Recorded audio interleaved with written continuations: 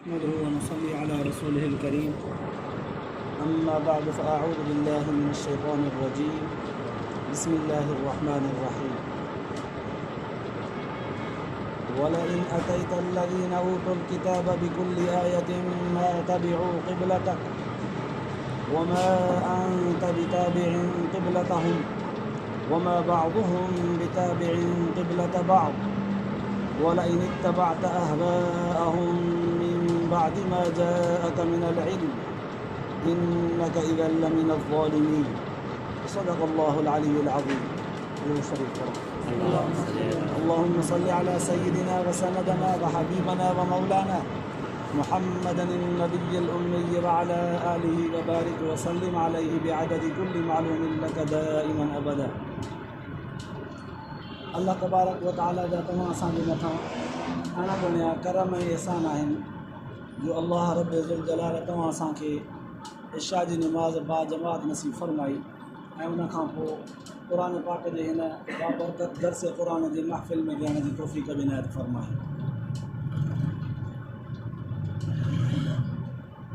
क़ुर ऐं हदीस जूं महफ़िलूं ज़िक्र ऐं फ़िक्र जूं महफ़िलूं सभु सरापा नूर आहिनि, पर क़ुर पाक समूरनि मजलिसुनि में अल्लाह तबारक व तआला जे तरफ़ खां पंहिंजे हबीब सल्लल्लाहु अलैहि वसल्लम जंहिंजे मथां नाज़िल कयल हिकु अहिड़ो समूरनि इबादतुनि जो नूर आहे, मजमूओ आहे, जंहिंजे मट का बि शइ कान्हे।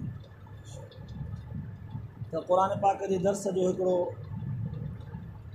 तिर्ज़ ऐं अंदाज़ बि पंहिंजो हूंदो आहे, छो त अल्लाह तबारक व तआला जो निज कलाम आहे, त पोइ उनजे सम्झण जे लाइ ज़रा ज़हन बि ख़ाली रखिणो पवंदो आहे।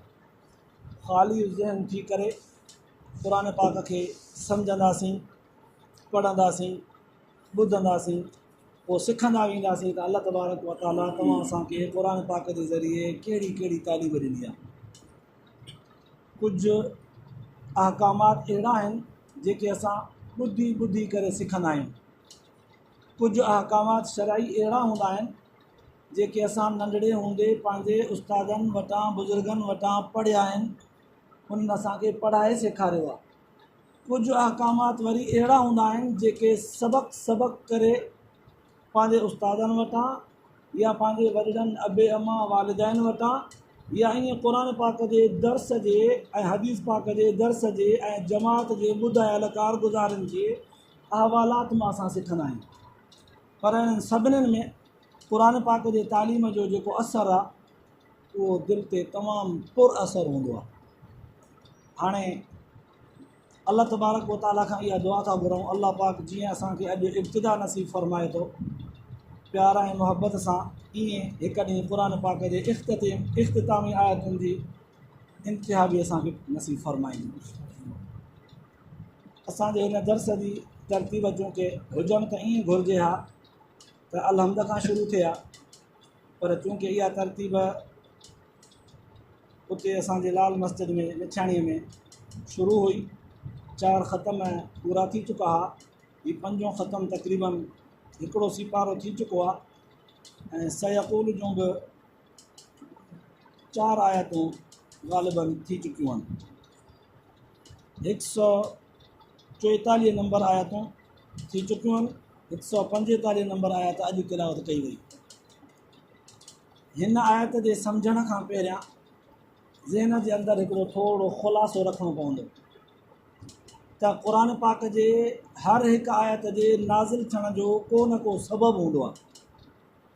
क़ुर पाक अल्लाह तबारक व तआला त अर्श मुअल्ला खां हिन ज़मीन वारे आसमान ते हिकु ई भेरे हिकु ई दफ़े रमज़ान मुबारक जे 27 जे राति में नाज़िल फ़रमायो, पर हिन आसमानी दुनिया वारे आसमान तां हुज़ूर अलैहिस्सलातु वस्सलाम जंहिंजे मथां 27 सालनि जे अरसे में क़ुर पाक नाज़िल थियो, थोरो थोरो थी करे हिकिड़ी आयत, 2 आयतूं, 5 आयतूं, हिकिड़ो रुकू, हिकिड़ी सूरत, कीअं थी करे नाज़िल थियो। पोइ हुनजे नाज़िल थियण जो को न को ज़मीन ते पैदा थियल सबबु हो, को वाक़ियो हूंदो हो, को मसइलो हूंदो हो, को औरतुनि जो मसइलो थियो, को तलाक जो मसइलो थियो, को पाकई नापाकई जो मसइलो थियो, कंहिंजे घर में मीरास जो मसइलो थियो, किथे नाक खून थी पियो, किथे लड़ाई थी पर खून थियण खां बची परे ज़ख़्म थी पियो, किथे हॾो ॿधी पियो, किथे ईअं इख़्तिलाफ़ात थी पिया। जेको दुनिया जे अंदरि वाक़ियो पैदा थींदो अल्लाह तबारक व तआला उन्हनि खे हल करण जे लाइ क़ुर पाक जूं आयतूं नाज़िल फरमाईंदो। हाणे असां ॾिसंदासीं उन ई नज़र सां त हीअ आयत जेका असां पढ़ीसीं 145 नंबर आयत सूरतुल बक़रा जी, सिपारो नंबर 2 ऐं रुकू नंबर 17। इन आयत जे नाज़िल थियण जो सबबु छा आहे? 2 नंबर सिपारे सयक़ूल खां अल्लाह तबारक व तआला काबतुल्लाह शरीफ़ जो मामिलो बयानु फ़रमायो आहे। यादि हुजणु घुरिजे त इब्तिदा में हुज़ूर अलैहिस्सलातु वस्सलाम जन खे जॾहिं नुबूअत मिली 40 सालनि जी उमिरि खां पोइ, त उन वक़्तु क़िबलो बैतुल मुक़द्दस हो। उन वक़्तु क़िबलो बैतुल मुक़द्दस हुयो ऐं उन वक़्तु हुज़ूर अलैहिस्सलातु वस्सलाम जन खां पहिरियां यहूदियुनि ऐं नसराननि जो क़िबलो बि बैतुल मुक़द्दस हुयो। 16-17 महीना हुज़ूर अलैहिस्सलातु वस्सलाम जन बैतुल मुक़द्दस जे तरफ़ मुंहुं करे नमाज़ पढ़ाई। 16-17 महीननि खां पोइ अल्लाह तबारक व तआला फ़रमायो त हाणे क़िबलो मटायो, हाणे काबतुल्लाह जी तरफ़ मुंहुं करे नमाज़ पढ़ो। जॾहिं इहो हुकुम नाज़िल थियो त हाणे बैतुल मुक़द्दस खे छॾे काबतुल्लाह जे तरफ़ मुंहुं करे नमाज़ पढ़ो, तॾहिं यहूदियुनि ऐं नसराननि एतिराज़ु कयो।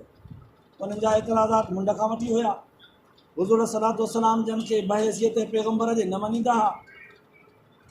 क़ुरैश ख़ानदान मां हुजण जे कुझु असबाबनि जे करे बि ऐं कुझु यतीम हुजण जे करे बि, कुझु ग़रीब हुजण जे करे बि ऐं कुझु हिकिड़ो दिली कुफरिया यहूदियत ऐं नसरानियत वारो बुग़्ज़ ऐं हसद हुजण जे बुनियाद ते बि केतिरा ई सबब क़ुर पाक बयानु फ़रमाया आहिनि जिन जे करे यहूदी नसरानी हुज़ूर जन खे सल्लल्लाहु अलैहि वसल्लम जन खे न मञींदा।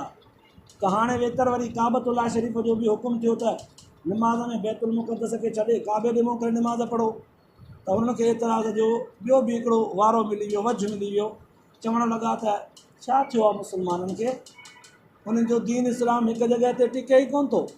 कॾहिं हिकिड़े पासे मुंहुं करे नमाज़ था पढ़नि, कॾहिं ॿिए पासे मुंहुं करे नमाज़ था पढ़नि। त उन्हनि जो जॾहिं एतिराज़ु थियो तॾहिं अल्लाह तबारक व तआला उन्हनि जे एतिराज़ी ताक़त खे, क़ुवत खे ख़तमु करण जे लाइ अहिड़ा लफ़्ज़ फ़रमाया सयक़ूलु सुफ़हाउ मिनन नासि मा वल्लाहुम। उन्हनि एतिराज़ु कयो त मुस्लमाननि जे दिलनि ते बि इहे ॻाल्हियूं असरु करणु लॻियूं त वाक़ई असां पहिरियां मुंहुं त नमाज़ में बैतुल मुक़द्दस जे करे जे तरफ़ मुंहुं करे नमाज़ पढ़ंदा हुआसीं, हाणे वरी काबतुल्लाह जे तरफ़ मुंहुं था कयूं। उन्हनि जो एतिराज़ु त सही आहे। हर ज़ी शाऊर माण्हू, समझदार माण्हू चवे पियो त हुननि जो एतिराज़ु त सही आहे। पहिरियां मुंहुं होॾे हो बैतुल मुक़द्दस जे तरफ़, हाणे काबे जे तरफ़, एतिराज़ु त सही आहे। अल्लाह तबारक व तआला जवाब में फ़रमायो अन क़रीब बेवकूफ़ माण्हू अहिड़ो एतिराज़ु कंदा। सयक़ूलु सुफ़हाउ मिनन नास, माण्हुनि मां जेके बेवकूफ़ हूंदा इजो त अहिड़ो एतिराज़ु कंदा। हवा निकिरी वई हुननि जी त एतिराज़ु करण वारा बेवकूफ़ हूंदा। अल्लाह ताला जे हुकुम ते एतिराज़ु करण वारा बेवकूफ़ सॾिबा। जॾहिं बेवकूफ़ जो लफ़्ज़ु आयो तॾहिं हुननि जे दिमाग़ मां हवा निकिरी वई त अल्लाह तबारक व तआला जूं हज़ारें हिकमतूं आहिनि। हू दुनिया जो ख़ालिक़ ऐं मालिक आहे। हुनजे आॾो पंहिंजो पैगम्बर पूरी काइनात जे इंसाननि इमामनि जो इमामुल अंबिया आहे। उनखे जॾहिं हुकुम थियो आहे त वाक़ई असांजे एतिराज़ जी कहिड़ी गुंजाइश आहे, असां बेवकूफ़ी चइबासीं। हाणे इन्हनि एतिराज़नि खे अल्लाह तबारक व तआला ख़तमु कंदे कंदे ईअं बि ॿी आयत में फ़रमायो त सुहिणा नबी, असां तोखे काबतुल्लाह जे तरफ़ मुंहुं करे नमाज़ पढ़ण जो जेको हुकुम कयो आहे, माण्हुनि जे ज़हन में इहा ॻाल्हि हुजणु घुरिजे त अल्लाह जिथे किथे आहे, अल्लाह जिथे किथे आहे, हाज़िर नाज़िर मौजूदु ज़ात आहे। उहा अलॻि ॻाल्हि आहे, इंसानु अखियुनि सां उनखे हीअं नथो ॾिसी सघे, छो त हिननि अखियुनि जे अंदरि अल्लाह तबारक व तआला दुनिया में उहा ताक़त न रखी आहे जो पंहिंजे रब ज़ुल जलाल जे नूरानियत खे ॾिसी सघे, पसे सघे।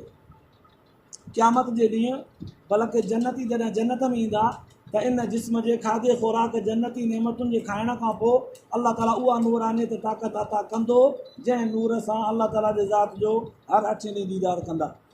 हिते उहा ताक़त कंहिंखे बि कान्हे। त पोइ हाणे अल्लाह तबारक व तआला फ़रमायो अल्लाह जी ज़ात तव्हांजे आॾो जिथे किथे मौजूदु आहे। तव्हां सजदो न जिते बि कंदव रब जी ज़ात खे मिलो, जाॾे बि मुंहुं कयो, ऐं न मां तो वल्लू फसम वजुल्ला, जाॾे बि मुंहुं करे नमाज़ पढ़ंदव सजदो ख़ुदा खे आहे, ख़ुदा जाड़े तारे मौजूदु आहे। पोइ सम्झण जे लाइ सुवालु पैदा थियो, जॾहिं जिदे तिॾे मुंहुं करे निमाज़ पढ़ण सां ख़ुदा मौजूदु आहे मिली थो वञे त पोइ हिकिड़े काबे जे तरफ़ मुंहुं करे निमाज़ पढ़ण जो छो हुकुम मिलियो? उनजो हिकमत भरियो जवाबु ई मिलियो। हुज़ूर अलैहिस्सलातु वस्सलाम जन फरमायो त अल्लाह तबारक व तआला मुस्लमाननि जे इतिहाद खे बरक़रार रखण जे लाइ, मुस्लमाननि जे नज़म व ज़ब्त खे बरक़रार रखण जे लाइ, मुस्लमाननि जी भाईचारो मुहबत उख़ुवत ईमानी भाईचारे खे दिलनि जे अंदरि बरक़रार रखण जे लाइ ऐं इन खां सवाइ काफ़ी सारियूं हिकमतूं आहिनि जेके अल्लाह तबारक व तआला जे नज़र में आहिनि। उन्हनि खे मदे नज़र रखी करे अल्लाह ताला हुकुम फरमायो त काबतुल्लाह ॾे मुंहुं करे निमाज़ पढ़ो। मसलन हिकिड़ी हिकमत हुकुम थियो आहे इन सलात कानत अलल मुमिनीन किताबन मौक़ूता, निमाज़ जमात सां पढ़ो, जमात सां पढ़ो। असां इमाम जे पोयां जमात सां निमाज़ पढ़णु शुरू कई ऐं इजाज़त आहे त मुंहुं जाॾे बि कंदो ख़ुदा मिलंदो। इमाम जो मुंहुं ओलह ॾे हुजे, क़ौम जो मुंहुं ओभर ॾे हुजे, ॿिए लाइन में टी माण्हूअ जो मुंहुं उत्तर ॾे हुजे, कंहिंजो मुंहुं ॾखण ॾे हुजे, त पोइ इहा निमाज़ न चइबी, मश्करी थी पवंदी। कंहिंजो मुंहुं काॾे आहे, कंहिंजो मुंहुं काॾे आहे, इहा बदनज़मी थी पई। इन बदनज़मीअ खां बचण जे लाइ, अफ़रा तफ़रीअ खां बचण जे लाइ ऐं इन में खोड़ सारियूं ख़राबियूं, हिकिड़ो सजदो कंदो त कंहिंजे मथां पवंदो, ॿियो उथंदो त कंहिंजे मथां किरंदो, कंहिंसां टकराइजंदो, इहे सभु हिकिड़ियूं अहिड़ियूं कैफ़ियतूं थींदियूं जेके कंहिंखे बि पसंदि कोन ईंदियूं। नतीजतन जमात न रहंदी, हिकिड़े फ़साद ऐं इख़्तिलाफ़ जो मजमू थी पवंदी। इन्हनि सभिनीनि ॻाल्हियुनि खां बचण जे लाइ हिकु तरफ़ थी करे मुंहुं करण जो हुकुम मिलियो, हिकिड़ी हिकमत आहे। ॿिए तरफ़ खां दुनिया जे अंदरि काबतुल्लाह खे अल्लाह तबारक व तआला मर्कज़ बनायो, सभु दुनिया जा माण्हू उन जे तरफ़ मुंहुं करे निमाज़ पढ़ो। पोइ ईअं हूंदो आहे त कुझु मुल्क अहिड़ा आहिनि, असांजो जीअं पाकिस्तान, हिंदुस्तान, बांग्लादेश, चाइना, जापान, हीअ जेके असां वरी हीअ एशिया जी दुनिया जी कुंड आहे, पासो आहे, इहो हिकु काबतुल्लाह शरीफ़ खां अहिड़े रुख में अचे थो जो हर वक़्तु असांखे काबो सिधो साम्हूं न रहंदो आहे। हर वक़्तु असांखे काबतुल्लाह सिधो साम्हूं न रहंदो आहे। असांजे मथां सिज जे उभरण जी कैफ़ियत अलॻि हूंदी आहे। ऊन्हारे में सिज असां खां टे पासा फिरंदो आहे, हिकिड़ो पासो छॾींदो आहे, ऐं सियारे में वरी हिकिड़ो पासो उभरंदो आहे, टे पासा छॾींदो आहे। असांजो काबो बिल्कुलु सिधो, जो असां ईअं सिधो बीहूं त निरड़ जे निशान ते वञी काबे खे लॻूं, ईअं कोन्ह थींदो आहे। बल्कि जिन ॾींहंनि में सर्दी गर्मीअ जो विच ॾींहुं राति बराबरि थियनि था, उन महिल काबो असांजे सिध ते हूंदो आहे। जंहिं महिल राति वॾी हूंदी आहे उन महिल असांखे खॿे पासे निकिरी वेंदो आहे, जंहिं महिल ॾींहुं वॾो हूंदो आहे उन महिल असांखे सॼे पासे काबो निकिरी वेंदो आहे। उहा ई ॻाल्हि साबित थिए थी त तव्हांजे मथां जेको अल्लाह ताला जे ज़ात जो हुकुम आहे, जाॾे बि मुंहुं कंदो रब मिलंदो। त पोइ हुकुम सिर्फ़ु उन पथर जे ठहियल घर काबे जे तरफ़ मुंहुं करे निमाज़ पढ़ण जी इजाज़त ऐं हुकुम न आहे, बल्कि तरफ़ आहे हिकिड़ो मस्जिदुल हराम, फवल्लि वजहक शत्रल मस्जिदुल हराम, मस्जिद हराम जे तरफ़ मुंहुं कयो। मस्जिद हराम हिकु एॾी वॾी एराज़ी आहे, एॾी वॾी एराज़ी आहे जो दुनिया जे कहिड़े बि कुंड खां माण्हू मुंहुं कंदो त मस्जिद हराम जे कंहिं न कंहिं कुंड ते पवंदो। पर जेकॾहिं सिर्फ़ु काबतुल्लाह चयो वञे हा त काबे जी हद नंढड़ी आहे, 15 बाय 15 या 20 बाय 18 जी, उन हद जे तरफ़ माण्हू मुंहुं करे निमाज़ पढ़ंदा त उन खां निकिरी वेंदा। उनजे सिमत खां सर्दीअ गर्मीअ में सिज जॾहिं लड़ंदो कंदो त निकिरी वेंदा।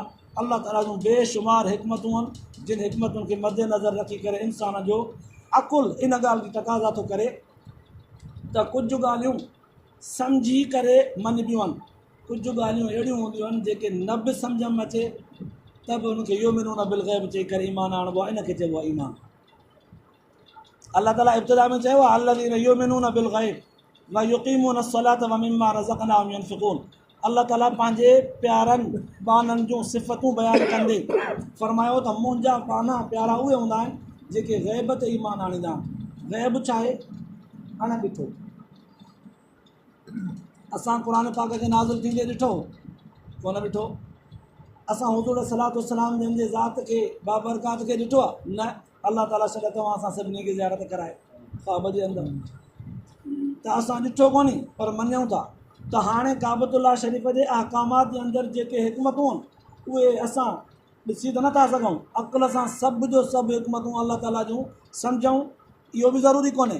त पोइ इहा शइ युमिनून बिल ग़ैब में आहे त क़ुर पाक जे अंदरि जेको बि लफ़्ज़ बयानु कयो वञे ज़ालिकल किताबु ला रैब फ़ीह, इन में कंहिं बि क़िस्म जो शक कोन्हे। इहो अक़ीदो रखी करे मञणु इहो ई मोमिन आहे, इहो ई मुस्लमान आहे। अहिड़ो अक़ीदो रखंदड़ युमिनून बिल ग़ैब में शुमार आहे।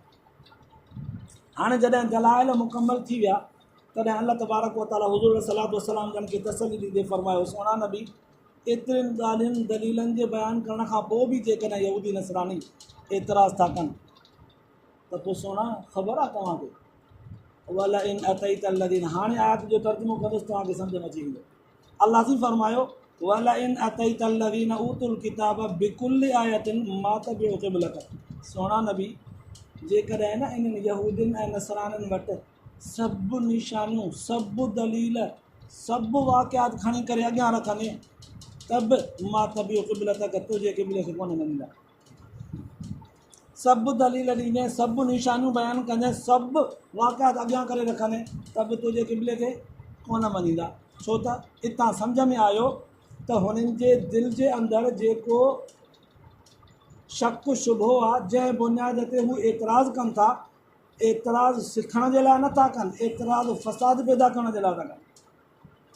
जेको माण्हू सिखण जे लाइ सुवालु कंदो आहे उनखे जवाबु मिलंदो आहे त ख़ामोश थी वेंदो आहे, मञे वेंदो आहे, चवंदो आहे हा वाक़ई साईं वाक़ई मूंखे ॻाल्हि सम्झ में कोन आई, हाणे मां सम्झो। जेको सिखण जे लाइ सुवालु कंदो आहे उनजी कैफ़ियत ॿी हूंदी आहे। जंहिंजो सुवालु सिखण जे लाइ न फ़साद पैदा करण जे लाइ हूंदो आहे, उनजी ॻाल्हि इहा ई हूंदी आहे मैं नहीं मानता, चाहे दलील ॾियो चाहे छा बि कयो, चवंदो त मां न मञींदुसि। अल्लाह साईं पंहिंजे हबीब सल्लल्लाहु अलैहि वसल्लम जन खे इन एतबार सां तालीम बि ॾिनी त सोना नबी तूं काइनात जो इमामुर रसूल ख़ातमुल अंबिया, मुंहिंजो चूंडियल पैगंबर, मुंहिंजो महबूब आहे। हितां तूं बि सिखी वठि त इनखे दलील ॾींदे केॾा वॾा बि त बि कोन मिलंदा। छो त सिखण जे लाइ सुवालु नथा कनि, तूं जे जमात खे टोड़ण जे लाइ सुवालु था कनि। जॾहिं हू टोड़णु था चाहिनि, असां तोखे जोड़ण वारो सबक़ु था ॾियनि त फ़रीक़ मुख़ालिफ़ जॾहिं तव्हांजे मुक़ाबले में कोई ॿियो माण्हू आहे एतिराज़ थो करे त सभ खां पहिरियां अहले इल्म सियाणनि माण्हुनि जे मथां लाज़िमात उनजे सुवाल करण वारे जे हक़ीक़त हैसियत खे सम्झनि त उन सुवालु सम्झण जे लाइ कयो आहे या उहो हिननि माण्हुनि जे ज़हन में शक शुबो विझण जे लाइ सुवालु कयो आहे। यहूदियुनि जो जेको सुवालु एतिराज़ हो, कचा पका मुस्लमान जेके इस्लाम में दाख़िल थिया उन्हनि जे ज़हन में शुबहात विझण जे लाइ सुवालु कयो वियो। पोइ अल्लाह तबारक व तआला हिननि अल्फाज़नि सां उन्हनि शुबहात खे बि ख़तमु कयो। हुज़ूर सलातो वसलाम जन खे ही सबक़ु बि ॾिनो त सोना नबी जेको माण्हू अॻियों मुख़ालिफ़ थी पवंदो आहे न, उहो इन जे लाइ मुख़ालिफ़ कोन थींदो आहे त तूं उनखे वञी करे पंहिंजा दलील ॾींदो, पंहिंजी मुख़ालिफ़त छॾे वञे। न, जीअं दलील ॾींदुसि तीअं ज़िद ते चढ़ंदो। तंहिंजे करे पंहिंजे फ़रीक़ मुख़ालिफ़ खे इहो ज़हन रखी करे दलील न ॾियो त मां दलील ॾींदोमांसि त उहो मञींदो। हज़ारों क़िस्म जा दुनिया जे अंदरि मुनाज़रा थींदा आहिनि। पोइ कॾहिं बि ॾिठो आहे, ॿुधो आहे कॾहिं त जेको मुनाज़रे में हाराए वञे उहो अॻिले जेको खटे वियो आहे उनजे अक़ीदे ईमान ते अची वञे। हा, इल्ला बिल्ला, इल्ला माशा अल्लाह, किथे किथे को लखनि में को हिकिड़ो अहिड़ो हुजे जेको मुनाज़रो हाराए त पोइ सिखी वञे, पोइ सुधरी वञे। पर न, वेतर ज़िद हूंदो आहे या भॼी जान छॾाईंदा आहिनि। एतिराज़ात इहे हूंदा आहिनि फ़साद जे लाइ। हिननि अल्फाज़नि मां अल्लाह तबारक व तआला हिकिड़ो इहो सबक़ु ॾिनो। ऐं ॿियो पासो ई वमा अंत बिताबिइन क़िबलतहुम, सोना नबी जीअं तूं हर क़िस्म जो दलील उन्हनि जे आॾो रखंदे त हू न मञींदा, तीअं तूं बि उन्हनि जी कोन मञींदो। हू त तुंहिंजे क़िबले खे कोन था मञनि, पर तूं बि हाणे बैतुल मुक़दस खे क़िबलो करे कोन मञींदो। साईं जे तव्हांजो हुकुम थी पियो त मां मञींदुसि। हुज़ूर सल्लल्लाहु अलैहि वसल्लम जंहिंजे तरफ़ खां चवां पियो, अल्लाह सां कमी पेशी माफ़ फरमाए। साईं जेकॾहिं तव्हांजो हुकुम थी वञे काबतुल्लाह शरीफ़ खां वरी फिरी बैतुल मुक़दस जे तरफ़ मुंहुं करण जो हुकुम थी वञे, साईं मां वरी मञींदुसि। अल्लाह साईं फरमायो त असां फ़ैसिलो जेको कंदा आहियूं, असांजे फ़ैसिले में का गुंजाइश, को झोल, का कमज़ोरी कोन हूंदी आहे जो किन माण्हुनि जे एतिराज़ जे करे, फ़साद जे करे वरी असां पंहिंजो फ़ैसिलो मटायूं। फ़ैसिलो जेको मटाइबो आहे उनजा केतिरा ई वजूहात हूंदा आहिनि। या त जल्दबाज़ीअ में जेको फ़ैसिलो कबो आहे उनखे बि नुक़सान खां बचण जे लाइ मटाइणो पवंदो आहे, या वरी कोई माण्हू अहले इल्म न हूंदो आहे, कम अकुल या ज़ईफ़ कमज़ोर हूंदो आहे, उनजे फ़ैसिले जी बि हैसियत कान हूंदी आहे। को अकुलमंद फ़ैसिलो ॾींदो आहे त वरी उनखे छॾे उनखे वठिणो पवंदो आहे। या वरी कॾहिं बिना सोच सम्झ जे जेको फ़ैसिलो कबो आहे उहो बि मटाइणो पवंदो आहे। अल्लाह साईं फरमाए थो असां इन्हनि समूरनि शयुनि खां पाक आहियूं। असां फ़ैसिलो करे छॾियो आहे इन्हनि ॿिनि पंजनि माण्हुनि जिन खे असां बेवकूफ़ चयो आहे, अक़ूल सुफ़ाह जे लफ़्ज़नि सां, जेके कॾहिं बि कोन मञींदा तोखे चऊं था इन्हनि जे करे असां न फ़ैसिलो मटींदासीं न तूं काबो ई मटी उहा मां अंत बि ताबेन क़िबला तूं बि उन्हनि जे क़िबले खे कोन मञींदे। इहे ॿ ॻाल्हियूं नोट रखो, सबक़ करे यादि कबो। इनशा अलाह ताला क़ुर पाक जे इन तालीम जो हिकिड़ो नूर पैदा थींदो आहे, इनशा अलाह ताला उनजो फ़ाइदो थींदो। इहे ॿ ॻाल्हियूं, सुहिणा नबी तूं केतिरा ई दलील ॾींदे त बि तो जे क़िबले खे कोन मञींदा, न के तूं उन्हनि जे क़िबले खे मञींदे। हाणे अॻिते ॿियो पासो, वमा बाज़ुहुम बिताबिन क़िबला त बाज़। सुहिणा नबी हिकु ॻाल्हि यादि रखो, अलाह जी फरमाए थो सुहिणा नबी हिकिड़ी ॻाल्हि यादि रखो, इहे पाण में बि हिकिड़े क़िबले ते मुतफ़िक़ कोन अथव। यहूदी ऐं नसरानी पाण में बि हिकिड़े क़िबले ते मुतफ़िक़ कोन अथव। यहूदी था चवनि त बैतुल मुक़द्दस क़िबलो आहे, नसरानी वरी ओभर जे तरफ़ मुंहुं करे ॿियो क़िबलो बणाए वेठा अथव। हू पाण ई क़िबले ते मुतफ़िक़ कोन्हनि त तुंहिंजे मथां एतिराज़ कंदा। वमा अंत बिताबिन वमा बाज़ुहुम बिताबिन क़िबलत बाज़, हू पाण बि क़िबले ते मुतफ़िक़ कोन्हनि, पाण ई इख़्तिलाफ़ था रखनि त तोखे कीअं मटाईंदा। हाणे उन्हनि जे एतिराज़ जी अलाह ताला हवा पियो कढे त उन्हनि जे एतिराज़ में ताक़त कान्हे। हिकु त मञण जे लाइ न, फ़साद जे लाइ था कनि, ॿियो त पाण में बि मुतफ़िक़ कोन्हनि। हाणे टियों, अलाह ताला पंहिंजी बेनियाज़ी बयानु करण जे लाइ ज़रा ॾिसजो, तवजो कजो त अल्फाज़ कहिड़ा बयानु फरमाई वला इन इत्तबअत अहवाअहुम मिन बाद मा जाअक मिनल इल्म। सुहिणा नबी तोखे एॾी वॾी असां तालीम ॾिनी आहे, इन्हनि यहूदियुनि नसरानियुनि जे एतिराज़ जी हक़ीक़त नोयत बि चिटी करे बयानु करे छॾी आहे त हे फ़साद पैदा करण जे लाइ रुॻो एतिराज़ था कनि, सम्झण जे लाइ न, मञण जे लाइ, सिखण जे लाइ न, फ़साद जे लाइ। ऐं तूं बि उन्हनि जी ॻाल्हि कोन मञींदे, हू बि तुंहिंजी कोन मञींदा, हू पाण में बि मुतफ़िक़ कोन्हनि जो खणी उन्हनि जो एतिराज़ ताक़तवर हुजे, न उन्हनि जे एतिराज़ जी काई हैसियत बि कान्हे का। त पोइ एतिरे इल्म जे बावजूदि बि जेकॾहिं न तूं उन्हनि जे ॻाल्हि जी रिआयत कंदे, उन्हनि जो लिहाज़ रखंदे, उन्हनि जे चवण ते हलंदे, एॾे वॾे इल्म जे बावजूदि, त पोइ इन का इज़ल मिन ज़ालिमीन, पोइ तूं बि उन्हनि वांगुरु बेइंसाफ़नि न थी। उन्हनि त इंसाफ़ कोन कयो, मुंहिंजे फ़ैसिले ते एतिराज़, मुंहिंजे नबीअ जे मौजूदगीअ में एतिराज़, मुंहिंजे फ़ैसिले मुंहिंजे नबीअ जे मौजूदगीअ में एतिराज़ बि फ़साद ख़ातिर, वरी पाण में मुतफ़िक़ बि कोन्हनि।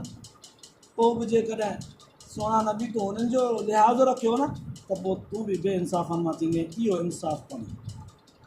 हिते अलाह तबारक व तआला हिकु तरफ़ खां पंहिंजी बेनियाज़ी बयानु कई त पोइ मूंखे ॼण त परवाह कंहिंजी बि कान्हे का, बेनियाज़ ज़ात आहे, अलाह समद ज़ात आहे। ॿिए पासे खां हुज़ूर सलातो वसलाम जन खे पोइ उन अक़ुल मुबारक जे तराज़ूअ सां ॻाल्हियुनि एतिराज़नि खे तोड़ण वारो तराज़ू बि अता करे छॾियो त सुहिणा अॻिलो माण्हू जेको एतिराज़ करे उन जे पहिरियां एतिराज़ी सुवाल खे सम्झो, पोइ उन जे सुवाल जे हैसियत खे सम्झो, पोइ उन जे सुवाल जे ताक़त ऐं वज़न खे तोड़ियो, पोइ तव्हां पंहिंजे हैसियत खे ॾिसो, तव्हांखे सॼो मामिलो ज़हन में अची वेंदो, पोइ तव्हां फ़ैसिलो कयो। पोइ बि जेकॾहिं फ़ैसिलो न थिए त इहो किथां जो इंसाफ़ आहे।